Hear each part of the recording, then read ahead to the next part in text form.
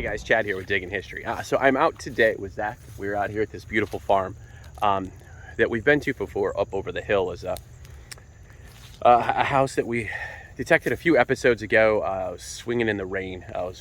It was pouring and we were all out here going. So we're at that same farm. We're now in the fields that have been harvested, poking around. So hoping for some good luck. So we'll see you guys on the first find.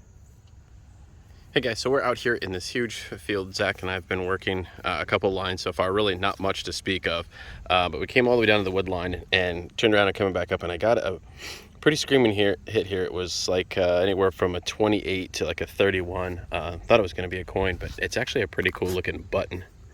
Not really sure.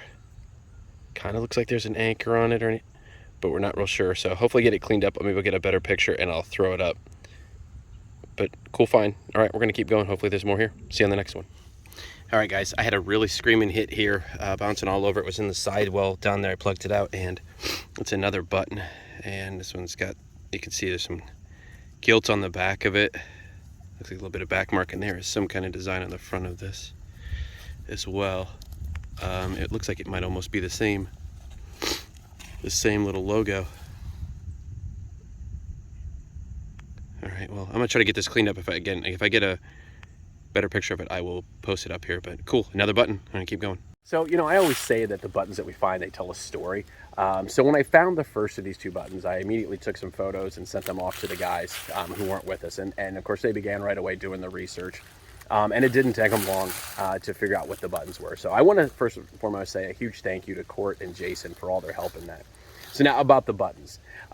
So shortly after the Revolutionary War, Alexander Hamilton, who was the head of the Treasury Department, realized that there was a need to kind of protect our young nation's customs revenues, maintain safe coastal waters, and even fight back against illegal trading and piracy.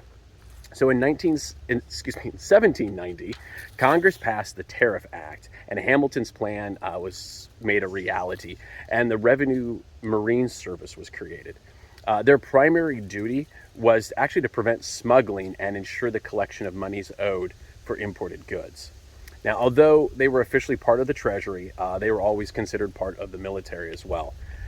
Revenue cutters, or the ships that they used, became known for their versatility, proving themselves time and time again. While they may have been established to enforce import duties, they actually made their name fighting pirates and battling for the country throughout almost every war. In 1863, during the Civil War, the Revenue Marine Service was brought into the Naval Department and renamed the Revenue Cutter Service. And then again in 1915, the Revenue Cutter Service combined all of their services like life-saving, marine inspection, lighthouse duties, and navigational services into what we know today as the U.S. Coast Guard. Now, even though the Revenue Marines didn't establish their insignia until about 1834, they used a sort of a kind of a mixed federal branch insignia. It was a combination of the U.S. Treasury shield and a horizontal Navy folded anchor above it, beginning somewhere around the early 1820s. Now, the buttons that I found were made during that 1820s to mid-1830s time period, and it's the earliest known to be used by the Revenue Service. Now, within the Treasury shield on the button, there is a chevron pattern pointing upward containing 13 five-pointed stars. Above the chevron is a depiction of a balanced scale, and below it is a period key. It's like a skeleton key on there. Now, without giving too much away, I can say that these buttons have even more of an interesting story when you consider where they were found and who they belong to.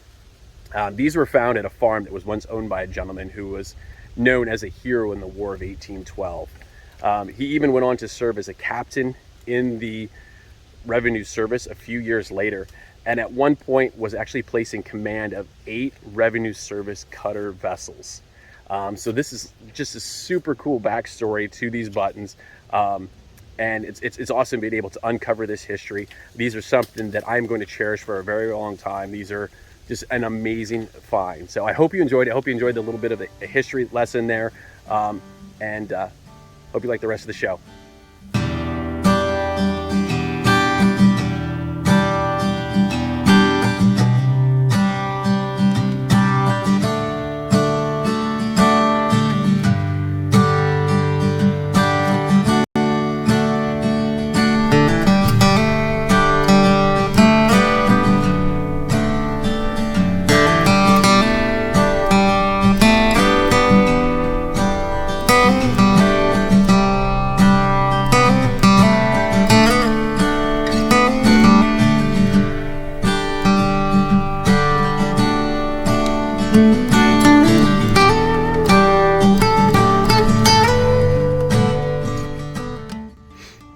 All right, guys, looks like Zach's on the board. Looks like it's another kind of button kind of day.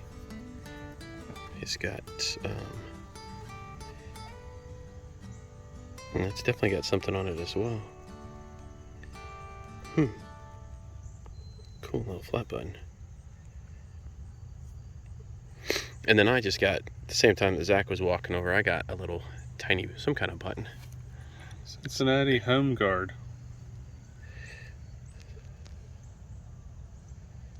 Come on, focus. There we go. So yeah, it's a Cincinnati Home Guard. Not really sure what that is. We'll have to look it up, but cool. All right, we're gonna keep going. So I got a really slamming high hit here. It was bouncing like mid 30s. Popped the plug out, and you can see right there. That's the is that it? No, that's the impression. Where'd it go? Oh, there it is. We've got a copper. Ooh, she's caked up too.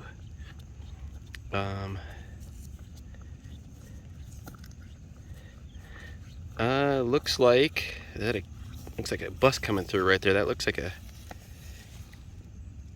Oh, not that high though. It wouldn't be a British though. That. Let me get this cleaned up, and I'll be right back with you guys. All right, guys, I got her cleaned up as best I can. You can see a bus there, facing to the left, and it looks like 18, and like I see like a date there. So I'm pretty sure this is a matron head large cent. And there's the 1 cent on the back. So cool. Another largie saved from the ground. All right, we're gonna keep going. Hopefully there's more through here. All right, guys, we're gonna head over here to Zach. He just got on something over here. I believe he said thimble, so we're gonna take a look. Ain't much to look at. That's what it is. Oh yeah, this little she smashed, but so copper thimble. All right, cool, man. It's fine. All right, let's go. So Zach's got, I'm not really quite sure what he's got here. Yeah, we got a, what's it called? Yeah, it's got a square hole in the middle of it, and it's ringing up. At least on the Knox, it was ringing up like 10, 11. 50s for me on the day. 50s on the dais too. Super crumbly. Yep, and it's very crumbly. So possibly pewter, maybe an old pewter button or something, although they strung a hole in the middle of it, but not sure. Cool, it's something. If you think you know what it is, throw down in the comments down below. We'd love to hear it. Please. Yes, thanks. And we'll keep going. Good find, bud. All right, we're kind of swinging our way out here, and Zach got on a musket ball. Yeah. Look at there. Yeah, all smushed. Heck yeah. Nice little muskie. Cool beans. Nice little find.